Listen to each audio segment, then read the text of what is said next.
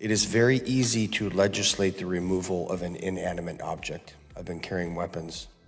Gun control is not an area that the Civil Rights Division under any administration has. Why do we have guns? Why do we have the Second Amendment? We have a Second Amendment because we understand in this country that there are some things, inalienable rights. Supreme Court oral arguments. All right, buckle up because we've got some courtroom drama to talk about. So the Supreme Court recently had a front row seat to some intense oral arguments that could shake the very foundations of the ongoing Second Amendment movement. Lawyers going at it, justices firing questions, and everyone wondering, is this the turning point for our right to bear arms? The cases under the microscope were Lurbright Enterprises versus Raimondo and Relentless Inc. Let's call them the headliners of this legal showdown. Tyrants disarm the people they intend to oppress. Those are the facts. It is very easy to legislate the removal of an inanimate object. I've been carrying weapons. Joseph Story, in his commentaries on the Constitution in 1833, quote, "The right of the citizens to keep and bear arms." The Constitution of the United States has a provision that's written into it that allows you to change the Constitution if you feel. Important. The Second Amendment, of course, is an important part of our Constitution. These cases are like the rock stars of the courtroom, and the Supreme Court had the best seats in the House to witness the show. Now, what's the big deal, you ask? Well, it's all about Chevron deference. Hold on, I won't throw too much legalese at you. Chevron deference is like this golden ticket that allows government agencies to interpret vague laws. It's been hanging around since the 80s, but now the Supreme Court is giving it the side eye. The potential fallout? Huge ripples in the pond of our Second Amendment rights. During the oral arguments, liberal justices were throwing some serious shade. They were worried that if Chevron deference takes a nosedive, the courts might end up doing a lot of policymaking. Imagine judges turning into policy wonks. Not the usual gig, right? They were concerned about the floodgates opening, drowning the courts in decisions they shouldn't be making. But here's the plot twist. Conservative justices like Gorsuch and Kavanaugh weren't exactly singing the praises of Chevron deference either. Nope, they were giving it the skeptical side eye. It's like they've been handed a dish at a restaurant and they're going, "I'm not sure about this one." Why the skepticism? Well, the Chevron deference gives agencies a lot of power.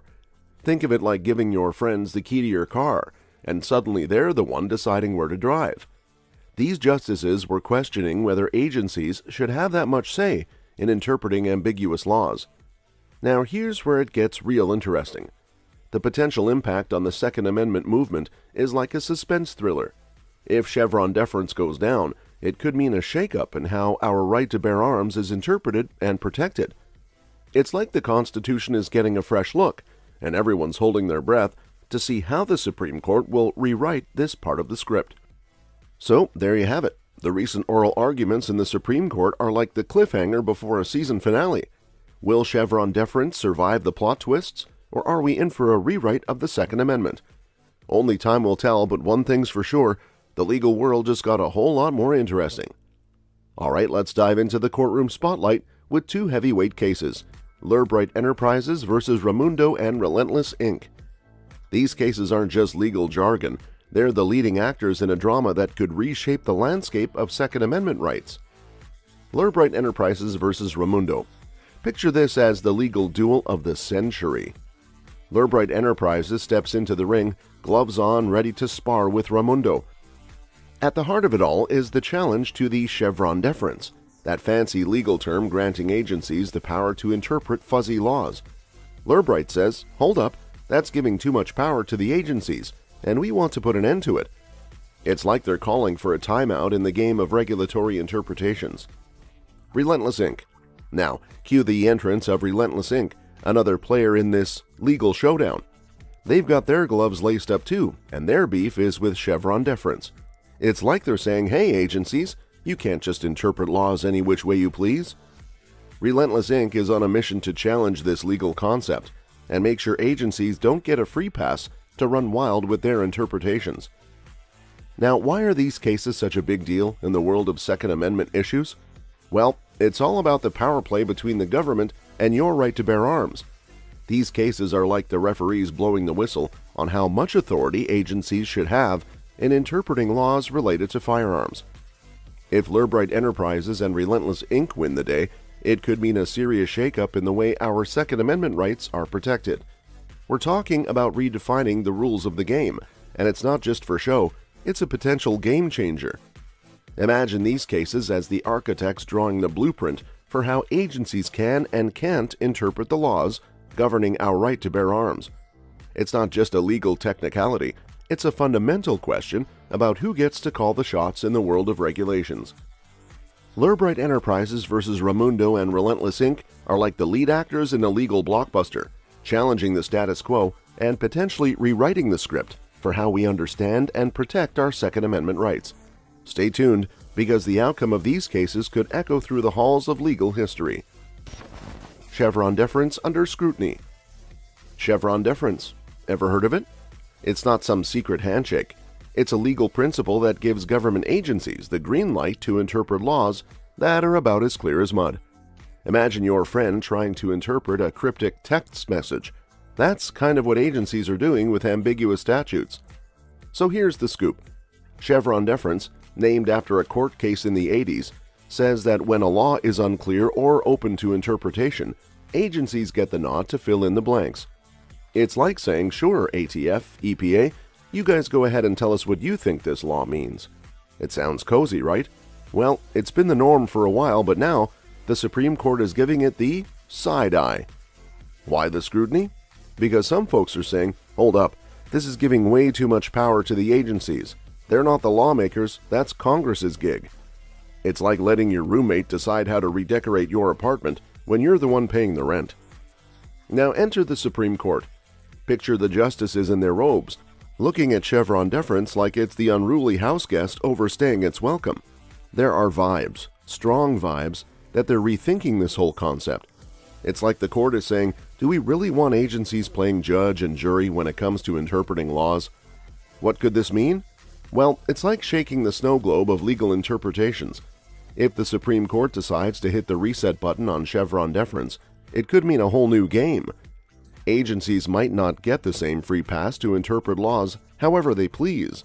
Reasonable to conclude that gun confiscations facilitated by laws requiring the registration and licensing of firearms. Are you calling for the repeal of the Second Amendment?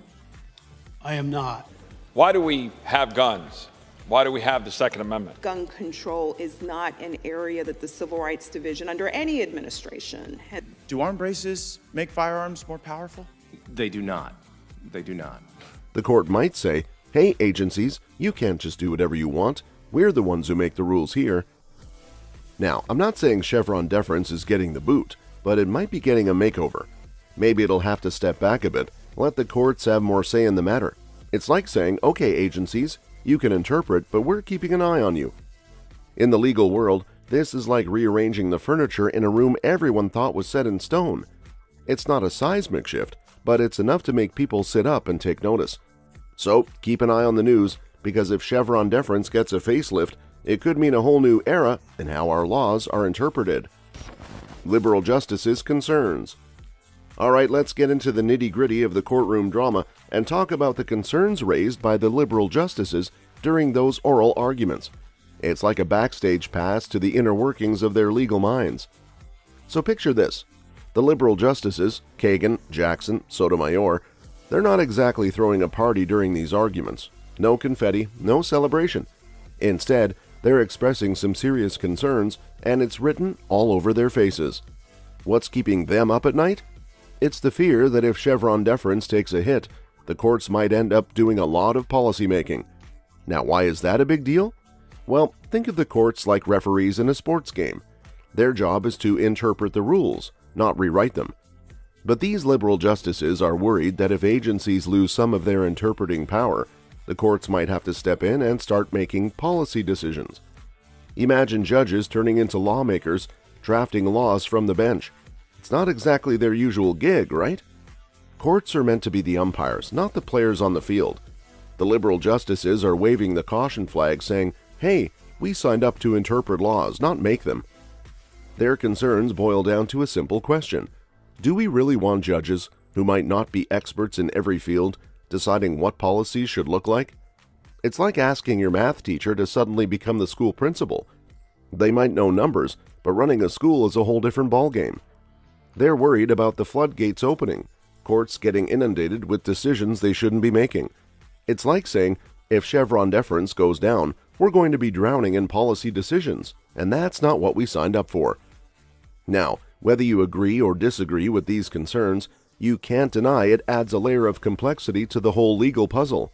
It's not just about interpreting the law anymore, it's about who gets to make the rules.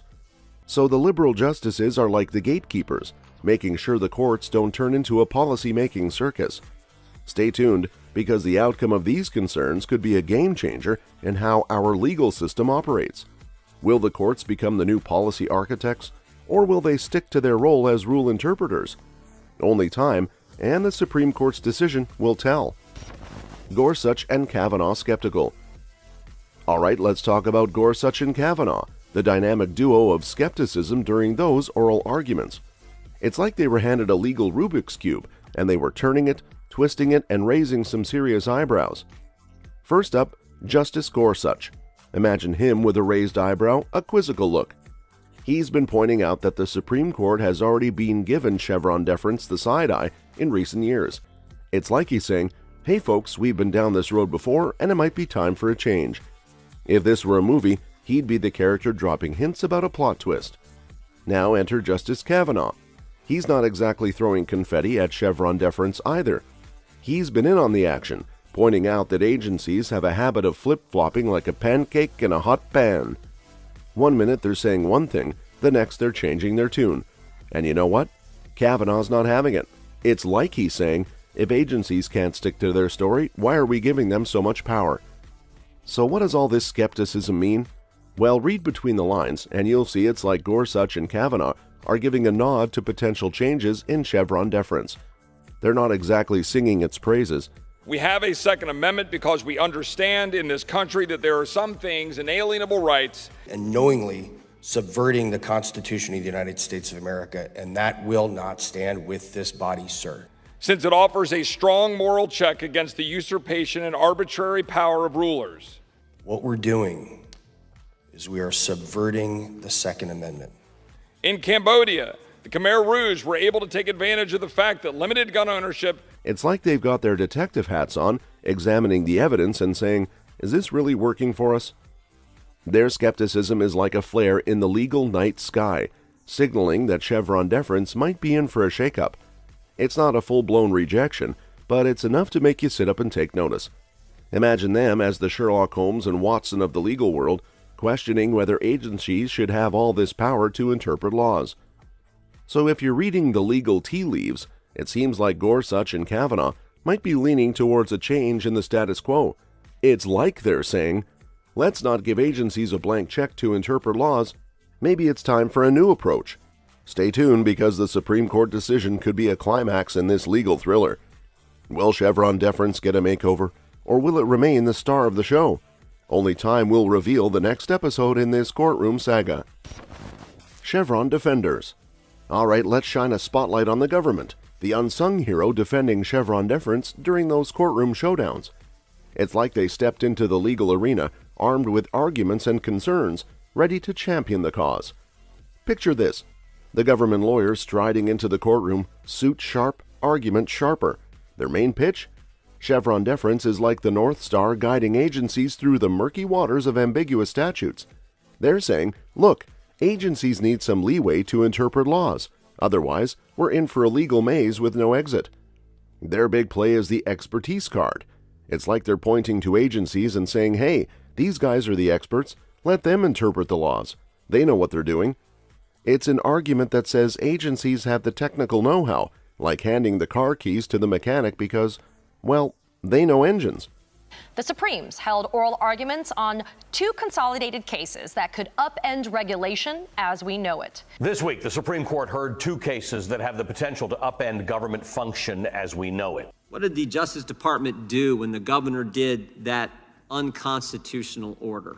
Now let's talk about the concerns raised by those firmly standing in Team Chevron. They're worried that if the Supreme Court decides to give Chevron deference the cold shoulder, chaos might ensue. Imagine a legal Wild West, agencies left to interpret laws without any guiding star. They're saying, hey, people have relied on Chevron. It's like a legal compass. Changing it now would be like taking away that compass. There's also this fear of a flood. Not a water flood, but a flood of cases. They're saying, if Chevron goes down, we're looking at a sea of lawsuits. Every decision made under Chevron would be up for grabs. It's cautioning against opening Pandora's legal box. Another concern is about consistency. Defenders of Chevron are saying, we've been doing it this way for years. Changing now would be like changing the rules of the game midway. They argue that agencies rely on Chevron to make consistent decisions, and tinkering with it could lead to legal uncertainty. So, in a nutshell, the government's defense and the concerns of Chevron defenders are like a legal tug-of-war. On one side, you've got the government saying agencies need room to flex their expertise muscles. On the other side, defenders are worried that ditching Chevron deference might throw the legal world into disarray. Stay tuned, because the Supreme Court is like the referee in this legal match, and their decision will determine whether Chevron deference gets a victory lap or a seat on the bench. The legal saga continues. Silence and gaps in statutes. Let's delve into the legal labyrinth where ambiguity in statutes meets government power, and the justices are like navigators steering through uncharted waters. Government's argument on ambiguity. So the government waltzes into the courtroom armed with a compelling argument. When statutes are as clear as mud or downright silent on certain issues, agencies should have the power to fill in the blanks. It's like they're saying, look, if Congress didn't spell it out, we should be able to interpret and regulate as we see fit. Take, for example, the government claiming that if the National Firearms Act or the Gun Control Act doesn't explicitly mention 3D printers, it's a green light for agencies like the ATF to regulate them however they want.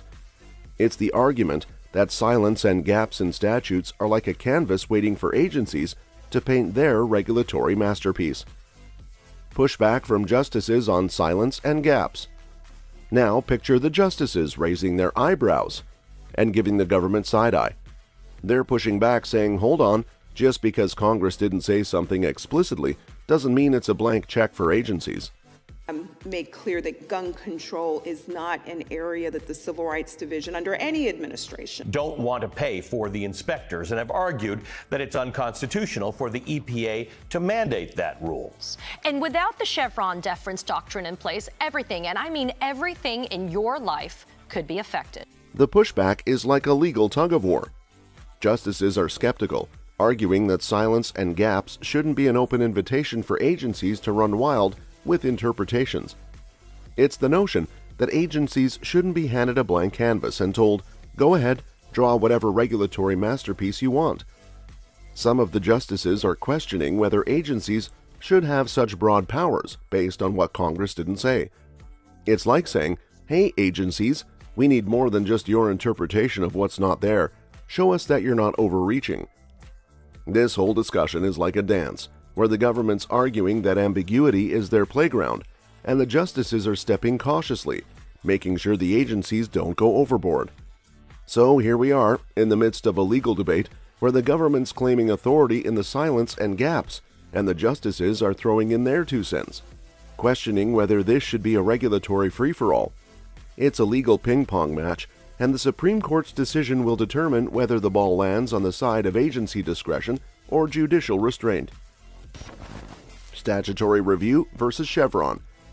In the recent Supreme Court oral arguments, the legal landscape witnessed a potentially groundbreaking shift with implications for the ongoing Second Amendment movement. 2 key cases, Lurbright Enterprises versus Ramundo and Relentless Inc., took center stage, challenging the long-standing concept of Chevron deference. Chevron deference, a legal principle allowing government agencies to interpret ambiguous statutes, faced intense scrutiny from Justices Gorsuch and Kavanaugh. These justices signaled skepticism, questioning the wisdom of granting agencies such broad interpretive power. They hinted at a reevaluation of Chevron deference, suggesting a potential departure from the status quo. Liberal justices, on the other hand, expressed concerns about the consequences of limiting Chevron deference.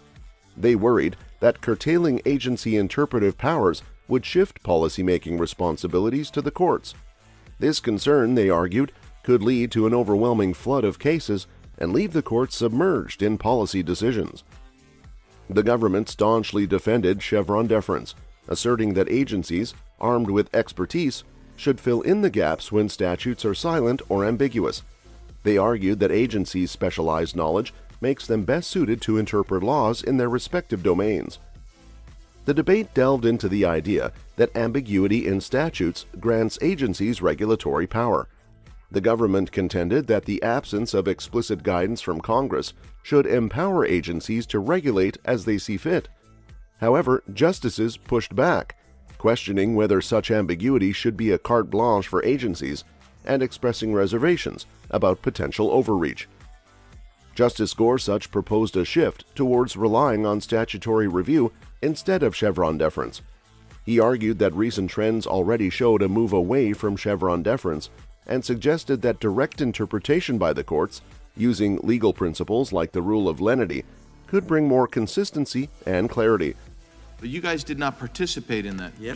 Do you disregard Second Amendment rights? Is that not important? Which gives federal agencies the authority to make decisions regarding areas in their expertise. Be chairing this hearing today, focused on how the Second Amendment empowers. In this legal theater, Gorsuch's proposition adds a new note to the symphony of arguments. Advocates for change see it as an opportunity for more consistent interpretation, less agency overreach, and greater clarity in legal proceedings. The Supreme Court's decision in this matter could reshape the legal framework surrounding agency interpretations and, by extension, impact the broader landscape of Second Amendment rights. The legal saga unfolds with potential shifts on the horizon. In the realm of legal decisions, the potential shift in Chevron deference by the Supreme Court carries implications that could cast a shadow over Second Amendment cases. Picture it as a turning point in an unfolding narrative where the rights to keep and bear arms might face new considerations. As the legal landscape adjusts, the clarity in regulations could emerge as a significant outcome. Changes in Chevron deference might lead to a more transparent and well-defined regulatory framework. With agencies potentially losing some interpretive power, the rules governing firearms, accessories, and related matters could undergo a transformation, providing individuals with a clearer understanding of their rights and obligations. Another ripple effect could manifest in increased judicial scrutiny. A departure from Chevron deference suggests a shift towards courts taking a more active role in interpreting statutes. This heightened involvement might bring about a more consistent and standardized approach to legal interpretations, particularly in cases related to the Second Amendment. Courts could become the primary arbiters, ensuring a closer examination of the implications of laws governing gun ownership. While these are speculative considerations, the potential changes in Chevron deference have the potential to reshape the legal dynamics surrounding the Second Amendment.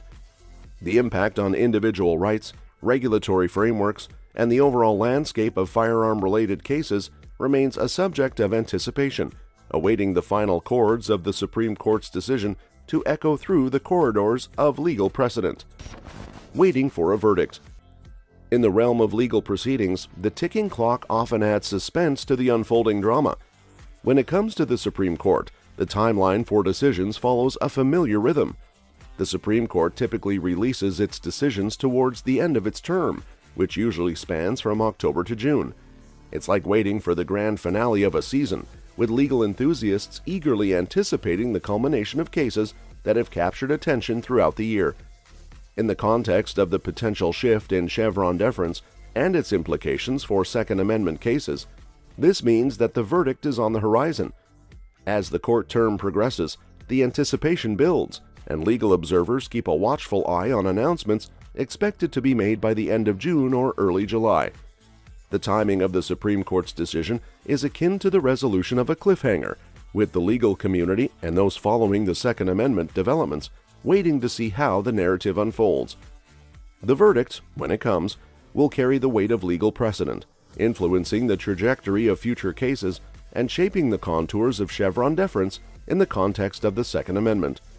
And Congress may leave certain aspects or parameters of a law for the EPA to determine.